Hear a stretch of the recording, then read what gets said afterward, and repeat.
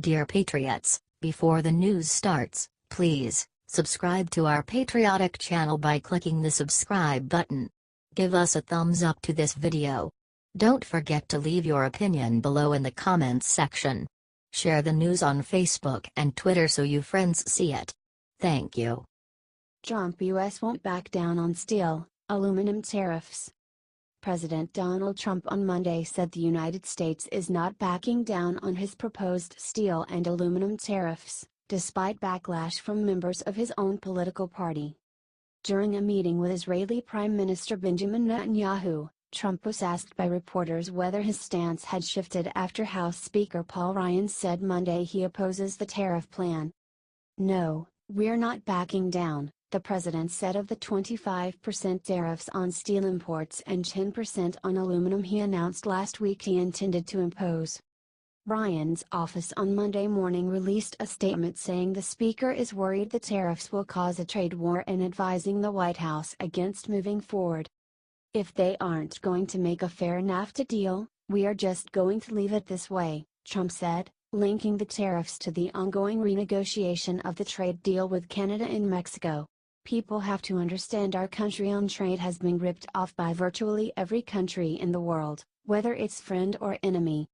Trump said the tariffs might be used as a point of negotiation during talks on NAFTA happening in Mexico City. He added, however, that there may still be tariffs on steel for Canada and for Mexico.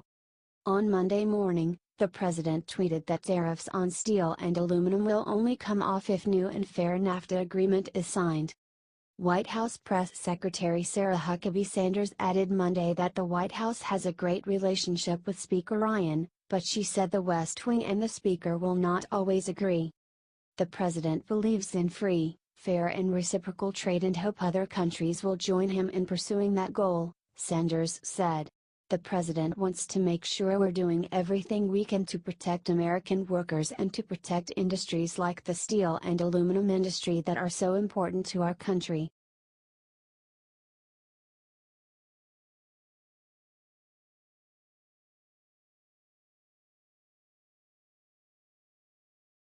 Trump's name removed from Panama Hotel after legal fight. A worker in Panama removed President Donald Trump's name from a hotel there on Monday, according to video made public after the building's owner wrested control of the property from the Trump Organization following a protracted legal fight.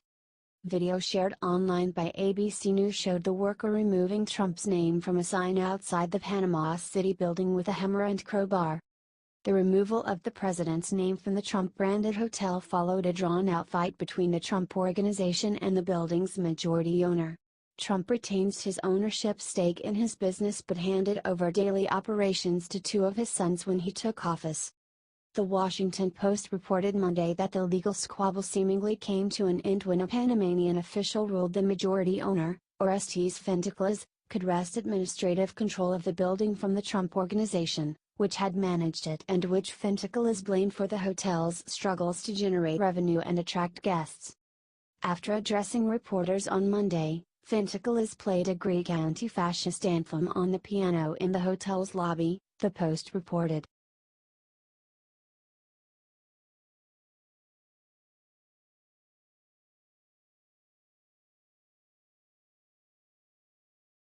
Ex-Trump aide defies Mueller, risks jail.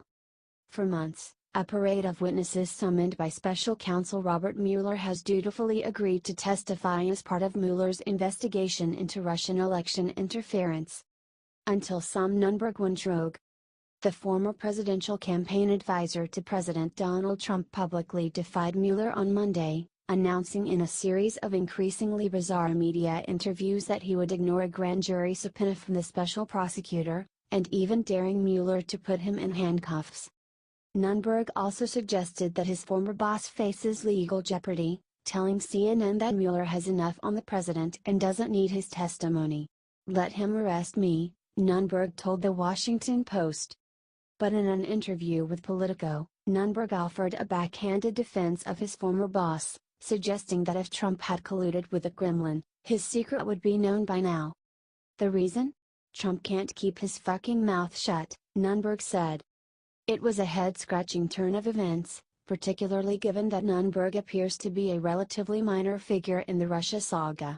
Trump fired Nunberg, a self-described protege of political operative Roger Stone, in August 2015 after the disclosure of racially offensive Facebook posts he had written.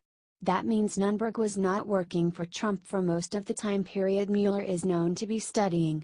And Nunberg himself has no apparent close ties to Moscow, unlike many other Trump associates swept up in Mueller's probe. Adding a surreal touch to Nunberg's headline-grabbing day was the suggestion of one CNN interviewer, live on the air, that he was under the influence of drugs or alcohol. During a primetime appearance that capped a whirlwind media tour over the previous several hours, CNN host Aaron Burnett pressed Nunberg on his sobriety. "Talking to you, I smell alcohol," said the anchor, seated next to him in a CNN studio. "I haven't had a drink," Nunberg replied. "Anything else?" she asked. "No, besides my meds. Antidepressants. Is that okay?" Some Trump allies struggled to discern any strategy behind Nunberg's defiance of Mueller, whom he told CNN earlier in the day he had been warned not to cross. "These are exactly the same kind of personality traits that led him to be separated from the campaign," said former Trump campaign advisor Barry Bennett. "He's got a history of this kind of stuff, unfortunately. I don't think this is going to end well." In numerous interviews on Monday afternoon, several carried live on cable news, Nunberg suggested he did not want to incriminate his friends, Stone and former Trump political strategist Steve Bannon. "He doesn't need me giving him information on Steve Bannon and Roger Stone," Nunberg told CNN. "Roger is my mentor. Roger is like family to me. I'm not going to do it," Nunberg told MSNBC. In a later interview with MSNBC, Nunberg seemed to further complicate the picture, saying that he and Bannon agreed in a conversation last week that Trump may have done something that makes the president legally vulnerable. "I don't know what it is," Nunberg said. "I could be wrong." That admission prompted California Democratic Representative Ted Lieu to reply on Twitter, "Dear Sam Nunberg, what you just said on national TV is one reason Special Counsel Mueller would like to see your communications with Steve Bannon. Get it?" Nunberg in his interviews also outed himself as the source of a Mueller subpoena whose details surface in media reports over the weekend. The subpoena demanded all communications Nunberg has had with Trump and 9 other campaign aides dating back to November 2015, including former campaign chiefs Corey Lewandowski, Paul Manafort, and Bannon. Nunberg also disobeyed requests from Mueller's investigators to avoid publicly discussing his 5-plus-hour interview with Mueller's team in Washington last month. Nunberg told MSNBC he was asked whether Trump took policy positions during the campaign because of his private business dealings. "I will tell you he never told me that," Nunberg replied. And he called ridiculous a question about whether he had ever heard anyone speak Russian in Trump's office.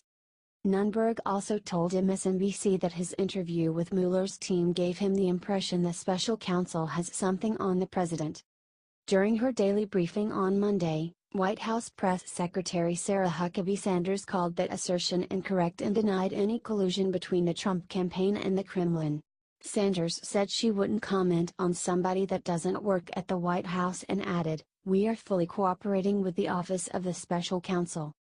On CNN, Nunberg speculated that the grand jury appearance he plans to skip on Friday was arranged in part so he could be asked about what he's heard from senior Trump associates involving Trump's attendance in 2013 at the Miss Universe pageant in Moscow. Nunberg said he's spoken with Trump's longtime security guard Keith Schiller about that Trump visit, specifically including what Nunberg calls an offer by Trump's Russian partners in staging the pageant to send prostitutes to his hotel room. Trump flat out refused it, Nunberg said. "I can tell you that Trump is too smart to have women come up to his room." Scott Balber, an attorney for Russia real estate mogul Aras Agalarov, a Trump friend who owns the venue where the Miss Universe pageant was held, called the allegation about prostitutes absolutely false and ridiculous. A Mueller spokesman declined to comment. Disobeying a grand jury subpoena is considered civil contempt and can be the basis for arrest, and prosecutors typically respond with a motion asking the court to hold the witness in contempt. Legal experts pointed to the precedent of Susan McDougal, a former Arkansas business partner of President Bill Clinton who spent 18 months in prison in the 1990s for civil contempt after refusing to testify to a grand jury investigating his Whitewater real estate deals. Nunberg also said another reason he'd skipped the special counsel's grand jury summons were concerns Mueller wanted him to insinuate that Stone had colluded with WikiLeaks founder Julian Assange over stolen Democratic emails that leaked during key moments of the 2016 campaign. If they're trying to build a case against Roger I'm not going to be a part of it, Nunberg said during a second MSNBC appearance later Monday. Roger didn't do anything except get treated like crap by Donald Trump. In an interview Monday with Politico prior to Nunberg's comments, Stone attorney Robert Bushell said, Roger Stone has been an advisor and friend to Donald Trump for decades and we'd expect that the Mueller team would ask for all correspondence relating to Roger's early campaign activities. But Roger Stone has done absolutely nothing inappropriate. Bushell added that Stone has not been contacted by Mueller's office. Nunberg, who advised Trump for several years before the Manhattan mogul launched his 2016 bid, was among Trump's earliest campaign advisors. But Nunberg lasted less than 3 months on Trump's campaign staff. Trump went on to sue Nunberg for $10 million for breaching a confidentiality agreement. The case was later settled. Nunberg on Monday said that he expected that his attorney, Patrick Brackley, who accompanied him to his interview last month with Mueller, would drop him as a client in light of his public statements. Brackley on Monday did not respond to requests by Politico for comment. Nunberg also has ties to one of Trump's personal attorneys, Jay Sekulow, who he credits with helping him get his start in campaign politics. Nunberg was working as a volunteer for Mitt Romney's 2008 presidential campaign when he first met Sekulow, who also is the chief counsel of the nonprofit American Center for Law and Justice. Sekulow hired Nunberg to work in ACLJ's New York office to help stop the construction of a mosque near the World Trade Center site. Sekulow, who declined a request to comment about Nunberg, has taken a notably combative attitude towards the federal probe into Trump's alleged Russia ties. By evening Nunberg showed signs of softening his defiance. While he had ignored what he said was a 3 p.m. deadline to comply with the subpoena, he said he'd consider giving investigators his email username and password and letting them sift through his inbox. I have no problem with giving the emails, he said. Nunberg said his opposition centered more around him having to do the work himself, sifting through his account, finding all the relevant messages. I emailed with Bannon and Stone 30 times a day, he said. He added that he had not consulted with his lawyer before conducting multiple media interviews. I tried to contact him but he didn't call me back, he said. Earlier Nunberg had insisted that Mueller would not follow through with any civil charges against him, even if he didn't cooperate. I'm not going to jail, he said on MSNBC during his early evening interview. Do you think I'm going to jail? Some legal experts told Politico the answer could be yes. I can confidently say he is not following any lawyer's advice, said former federal prosecutor Patrick Cotter, who added that Mueller may well charge and jail him. Bonus, nice photo of Nunberg in cuffs to inspire future witnesses, Cotter said. Kyle Cheney contributed reporting.